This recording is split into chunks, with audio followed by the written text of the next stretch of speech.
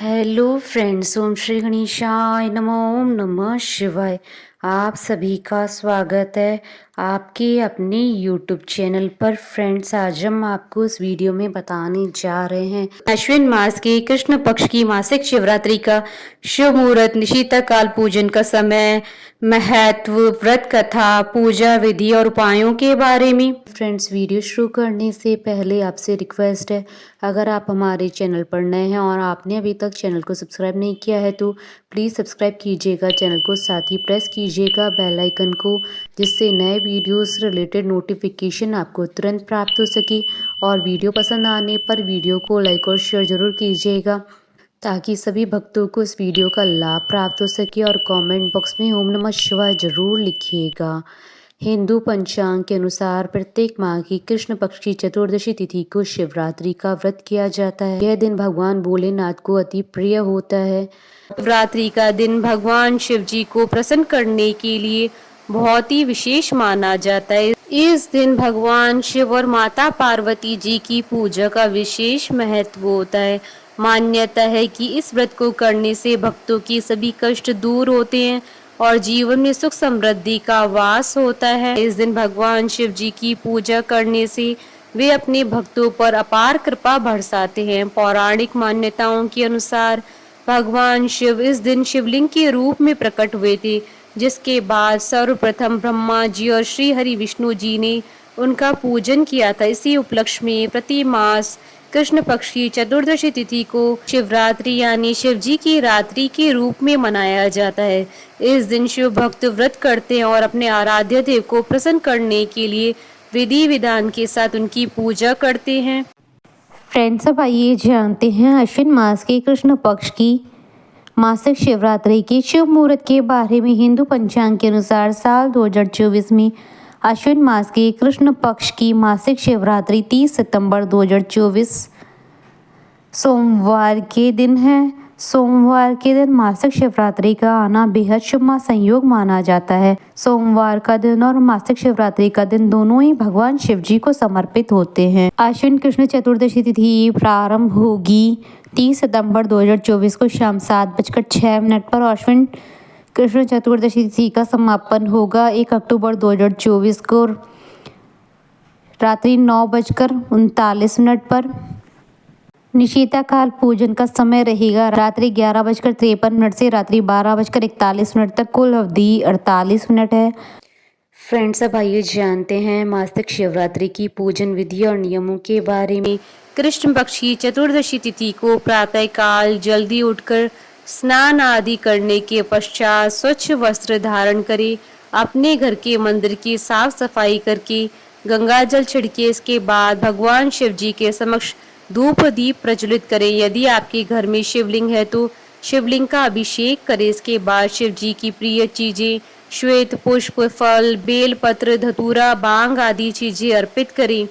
इस दिन किसी शिव मंदिर में जाकर भगवान शिव सहित पूरे शिव परिवार का पूजन करें और शिव जी का रुद्राभिषेक करें।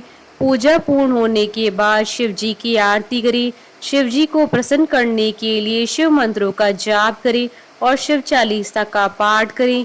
इस दिन रात्रि में जागरण कर पूजन करने का बहुत महत्व माना गया है।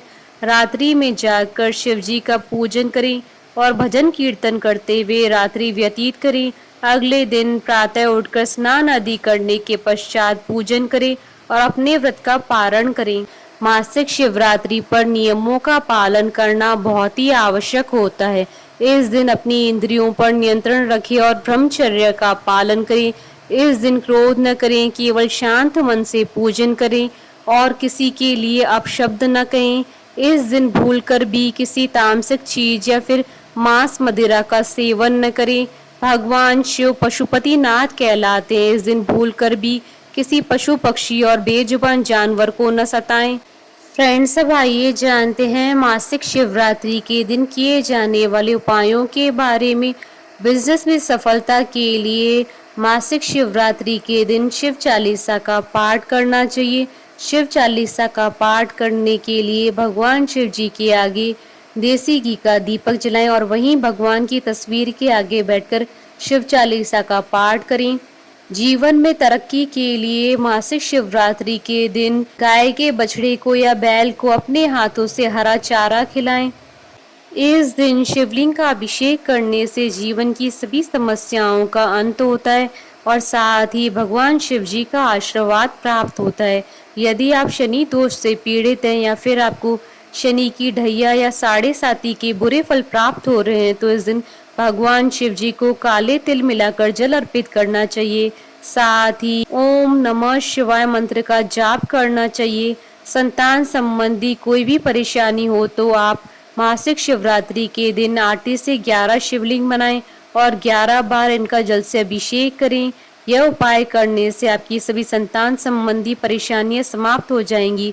सुखी वैवाहिक जीवन के लिए भोलेनाथ पर गुलाब की पंखुड़ियां अर्पित करें। अगर विवाह में कोई अड़चन आ रही है तो शिवलिंग पर बेल पत्र चढ़ाते वक्त नमः शिवाय मंत्र का जाप करें। संतान प्राप्ति के लिए शिवलिंग पर घी अर्पित करें।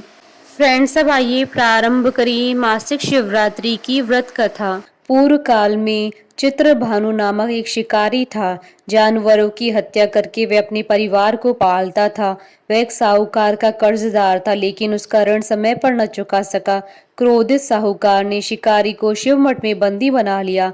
संयोग से उस दिन भी शिवरात्रि थी। शिकारी ध्यान मग्न होकर शिव संबंधी धार्मिक बातें सुनता रहा। चतुर्दशी को उसने शिवरात्रि व्रत की कथा भी सुनी। शाम होते ही साहूकार ने उसे अपने पास बुलाया और ऋण चुकाने के विषय में बात की। शिकारी अगले दिन सारा ऋण लौटा देने का वचन देकर बंधन से छूट गया। अपनी दिनचर्या की भांति वह जंगल में शिकार के लिए निकला, लेकिन दिन भर बंदी गृह में रहने के कारण भूख प्यास से व्याकुल था। शिकार खोजता हुआ वह बहुत दूर निकल गया था। जब अंधकार हो गया तो उसने विचार किया कि रात जंगल में ही बितानी पड़ेगी। वह वन में एक तालाब के किनारे एक बेल के पेड़ पर चढ़कर रात बीतने का इंतजार करने लगा। बिलपत्र के नीचे शिवलिंग था जो बिलपत्रों से ढका हुआ था। शिकारी को यह पता न चला। पड़ाव बनाते समय उसने जो टहनियां तोड़ी थी वह संयोग से शिवलिंग पर गिरती चली गई। इस प्रकार दिन भर भूखे प्यासे शिकारी का व्रत भी हो गया और शिवलिंग पर बेलपत्र भी चढ़ गए। एक पहर रात्रि बीत जाने पर एक गर्भिणी हिरणी तालाब पर पानी पीने पहुंची। शिकारी ने धनुष तीर चढ़ाकर ज्यों ही प्रत्यंचा खींची। हिरणी बोली, मैं गर्भिणी हूँ, शीघ्र ही प्रसव करूंगी। तुम एक साथ दो जीवों की हत्या करोगे जो ठीक नहीं है। मैं बच्चे को जन्म देकर शीघ्र तुम्हारे समक्ष प्रस्तुत हो जाऊंगी, तब मार लेना। शिकारी ने प्रत्यंचा ढीली कर दी और हिरणी जंगली झाड़ियों में लुप्त हो गई। प्रत्यंचा चढ़ाने तथा ढीली करते वक्त कुछ बिलपत्र अनायास ही टूटकर शिवलिंग पर गिर गए। इस प्रकार उससे अनजाने में ही प्रथम पैर का पूजन भी संपन्न हो गया। कुछ देर बाद जब एक और हिरणी उधर से निकली, शिकारी की प्रसन्नता का ठिकाना न रहा। समीप आने पर उसने धनुष पर बाण चढ़ाया। तब उसे देख हिरणी ने विनम्रता पूर्वक निवेदन किया, हे शिकारी, मैं थोड़ी देर पहले ऋतु से निवृत्त हुई हूँ, कामातुर विहरणी हूँ, अपने प्रिय की खोज में भटक रही हूँ। मैं अपने पति से मिलकर शीघ्र ही तुम्हारे पास आ जाऊंगी। शिकारी ने उसे भी जाने दिया। 2 बार शिकार खोकर उसका माथा ठनका। वह चिंता में पड़ गया। रात्रि का आखिरी पहर भी बीत रहा था। इस बार भी धनुष से लगकर कुछ बेलपत्र शिवलिंग पर जा गिरे तथा दूसरे पैर की पूजा भी संपन्न हो गई।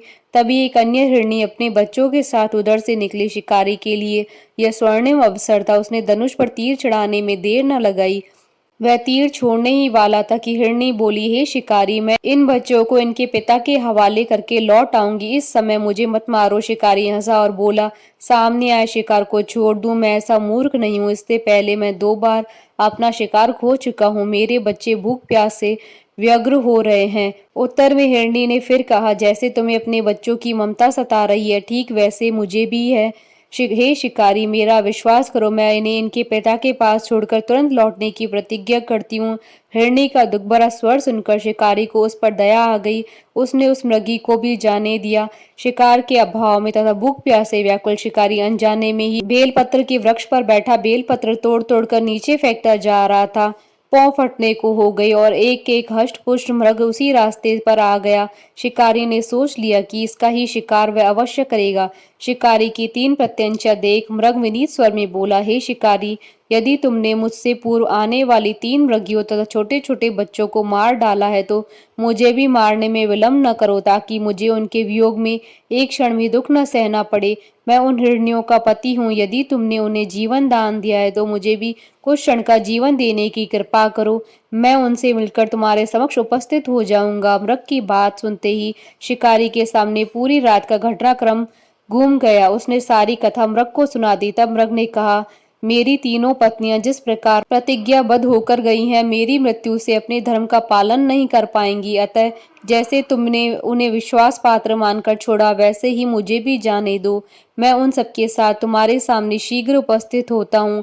शिकारी ने उसे जाने दिया। इस प्रकार सुबह हो गई। उपवास, रात्रि जागरण तथा शिवलिंग पर बेलपत्र चढ़ाने से अनजाने में ही शिवरात्रि की पूजा पूर्ण हो गई। पर अनजाने में ही की हुई पूजन का परिणाम उसे तत्काल मिला। शिकारी का हिंसक हृदय निर्मल हो गया, उसमें भगवत शक्ति का वास हो गया। थोड़ी देर बाद वह मृग सपरिवार शिकारी के समक्ष उपस्थित हो गया, ताकि वह उनका शिकार कर सके। किंतु जंगली पशुओं की ऐसी सत्यता और सात्विकता और सामूहिक प्रेम भावना देखकर शिकारी को बड़ी ग्लानि हुई। उसने मृग परिवार को जीवन दान दे दिया। अनजाने में शिवरात्रि व्रत का पालन करने पर भी शिकारी को मोक्ष की प्राप्ति हुई। जब मृत्यु काल में यमदूत उसके जीव को लेने आए तो शिवगणों ने उन्हें वापस भेज दिया और शिकारी को शिवलोक ले गए। शिवजी की कृपा से ही अपने इस जन्म में राजा चित्रभानु अपने पिछले जन्म को याद रख पाए तथा मासिक शिवरात्रि के महत्व को जानकर अगले जन्म में भी पालन कर पाए। बोलिए भगवान शंकर माता पार्वती जी की जय। हमारे साथ इस वीडियो में अंत तक बने रहने के लिए आपका धन्यवाद। ओम श्री गणेशाय नमः। ओम नमः शिवाय।